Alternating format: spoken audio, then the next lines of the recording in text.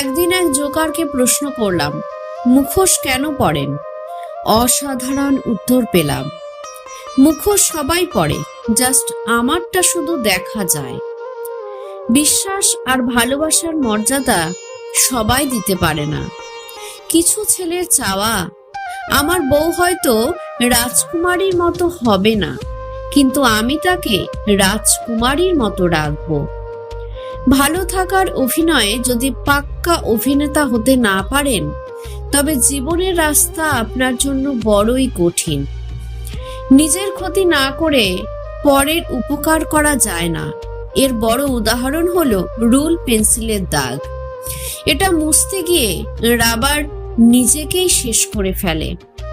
প্রেম হলো বাসে চড়ার মতো, আর বিয়ে হলো বিমানে চড়ার মতো। বাস থেকে সহজে নামতে পারলেও